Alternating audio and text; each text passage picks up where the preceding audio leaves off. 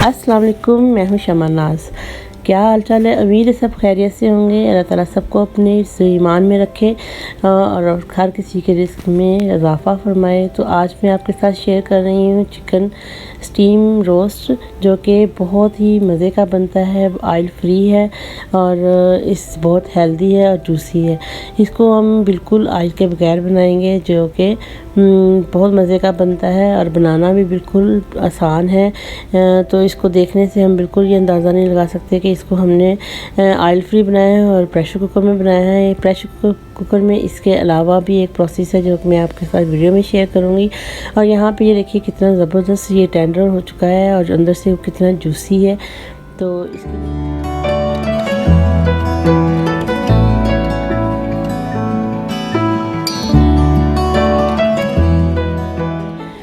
इसके लिए हम कुछ स्टेप्स हैं जो मैं आपके साथ शेयर करूँगी। सबसे पहले मैंने 3 किलो चिकन लिया है और इसकी बड़ी बड़ी बोटियाँ करवा ली हैं। तो आप भी इस तरह से अगर चाहें तो छोटी भी करवा सकते हैं। तो इसको मैंने पानी और सिरके के साथ नमक डालकर आधे घंटे में भिगो के रखा था और उसके बाद मैंने इसे वॉश कर लिया है। तो वॉश करने के बाद ये देखिए मैंने इसके ऊपर कितने डीपली कट लगाए हैं। डीपली कट लगाने से ये होगा कि इसके अंदर अच्छी तरह से जो मसाला है वो अच्छी तरह से अब्ज़ॉर्व हो जाएगा। यहाँ पे कुछ चिकन के लिए जो मैंने मसाले लिए हैं, इसमें लहसुन का पेस्ट है, इसमें मैंने सब्ज़ मिर्चें भी ग्राइंड की हैं, 2-3 काली मिर्च है, सूखा धनिया है, गरम मसाला है, हल्दी है, 2 चम्मच काली सुर्ख मिर्च है, ये अदरक का पाउडर है, ये तकरीबन 1 चम्मच लिया है और 2 से 3 चम्मच नमक यहाँ पे ज़रूरत आप इस्तेमाल कर सकते हैं। और यहाँ पे एक काला नमक है, इसका टेस्ट बहुत ज़बरदस्त आता है, 1 चम्मच आप वो इसमें शामिल करें। और ये इसमें मैंने सब्ज़ मिर्चें और लहसुन पेस्ट बनाया है इसका। तो इन सब यहाँ पे 2 लेमन है, इसको मैंने उसके जो पिंच से निकलती हैं उसके समेत मैंने निकाला है। इसका फ्लेवर बहुत ज़बरदस्त आएगा इसके अंदर। तो अब इसके लिए मैंने 2 कप दही लिया है और इसको अच्छी तरह से मैश कर लेंगे। दही को मैश करने के बाद ये जितने भी ड्राई इंग्रेडिएंट्स मैं आपके साथ शेयर किए थे वो सब इसके अंदर शामिल कर देंगे और इसको अच्छी तरह से मिक्स कर लेंगे।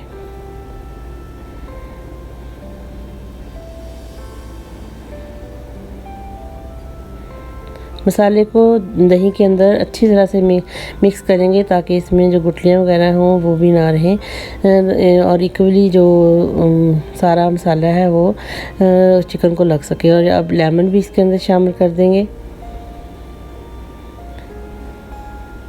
और इसको दोबारा से अच्छी तरह से मिक्स कर लेंगे। अब यहाँ पे चिकन ले लिया है, चिकन को मैं जो इसके कट्स लगाए हुए थे तो कट्स के अंदर अच्छी तरह से ब्रश के साथ या हाथों के साथ में अच्छी तरह से इसे अप्लाई करूँगी। एक एक पीस को पकड़कर आप इसको अच्छी तरह से लगाइएगा मसाला। जितना अच्छा ये मसाला लगा होगा उतना ही अच्छा ये अंदर से जूसी बनता है और उतना ही अच्छा अंदर से ये जायका इसका आता है, वरना ये फीका फीका रह जाता है। तो कोशिश कीजिएगा कि इसका मसाला जो है वो अच्छी तरह से लगाया जाए।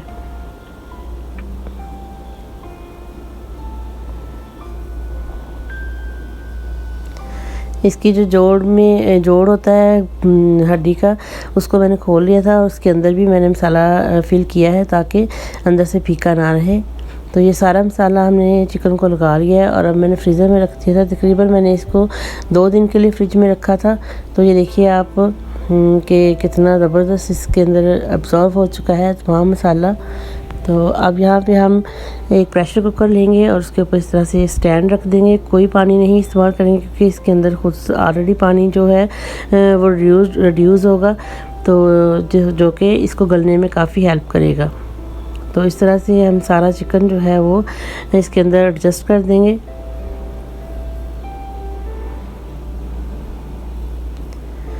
ये जो दही हमारे पास बाकी बचा है, चाहे तो आप इसके ऊपर भी डाल सकते हैं, या आप किसी दूसरी जो हंडिया वगैरह बना रहे हो तो आप उसमें भी अप्लाई कर सकते हैं इसको। तो मैं यहाँ पे नहीं डाल रही क्योंकि मुझे 2 दिन मैंने अच्छी मैरिनेशन इसको दे दी है, तो अब मैं इसको मज़ीद नहीं लगाऊंगी, दही इसके अंदर नहीं डालूंगी। तो पहले मैंने 5 मिनट थोड़ी सी ज़्यादा और फिर मैंने इसको 15 मिनट तकरीबन हल्की आंच पर प्रेशर दिया है। और साथ ही मैं यहाँ पे एक पैन रख लूँगी, पैन के अंदर मैं पैन को ग्रीस कर लूँगी ऑयल के साथ, ताकि जो हमारा चिकन है उसके साथ चिपके ना। प्रेशर कुकर में जब हमने इसको स्टीम किया है तो वो काफ़ी हद तक गल चुका है, तो जिसको हम बहुत सॉफ्ट हाथों के साथ उठाएंगे। लेकिन पैन को ग्रीस करने का मकसद भी यही है कि वो जब हम चिकन इसको थोड़ा सा रोस्ट करेंगे, यहाँ पे हम इसको कलर देंगे, तो अगर हम वैसे ही इसको निकाल कर ऊपर लगाएंगे तो वो इस तरह चिपक जाएगा। तो कोशिश कीजिएगा इसको आप ग्रीस कर लीजिए। और ये देखिए माशाल्लाह कितना ज़बरदस्त गोश्त हमारा सारा गल चुका है और कितनी इसमें से ज़बरदस्त खुशबू आ रही है। तो आप एहतियात के साथ इसको चेक कीजिए, देखिए कितना ज़बरदस्त इसका टेक्सचर आया है, बहुत जूसी है और ये अंदर से बिल्कुल जूसी ही रहेगा। जब हम इसको फ्राई करेंगे तो बाहर से इसका जो क्रिस्पी हो जाएगा और अंदर से ये जूसी ही रहेगा। तो इस तरह से बहुत सॉफ्ट है, देखिए एहतियात के साथ इसको आप उठाइएगा।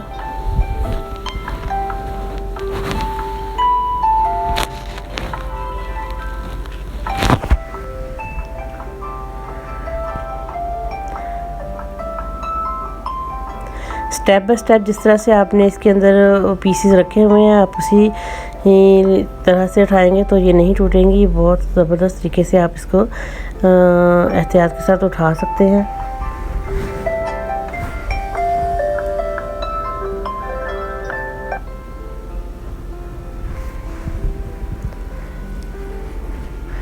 मीडियम आंच पे हम इसको इस तरह से थोड़ा सा रोस्ट कर लेंगे।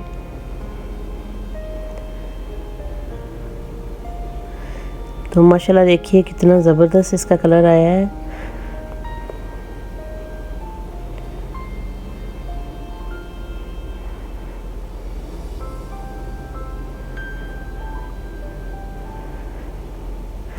इसको देख के कोई भी ये जज नहीं कर सकता कि इसको हमने ऑयल के बगैर फ्राई किया है या हमने स्टीम किया है। तो बहुत ज़बरदस्त लगता है, खाने में भी बहुत मज़े का है। आप लोग ज़रूर ट्राई कीजिएगा। तो उम्मीद करूँगी आप लोगों को ये रेसिपी बहुत पसंद आएगी। तो अब इसको मैंने डिश आउट कर दिया है केचप के साथ, और साथ में थोड़ी सलाद काट के रखी है। और अब इसके ऊपर हम चाट मसाला स्प्रिंकल करेंगे। चाट मसाले से ये होगा कि ये बहुत ज़बरदस्त इसका टेस्ट आएगा और बिल्कुल भी ये फीका फीका नहीं लगेगा।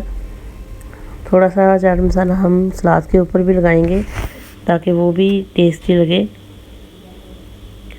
तो उम्मीद करूँगी कि आप लोगों को ये रेसिपी बहुत पसंद आई होगी। अगर आपको रेसिपी पसंद आई हो तो प्लीज़ लाइक और सब्सक्राइब ज़रूर कीजिएगा। दुआ में याद रखिएगा। अल्लाह हाफिज़।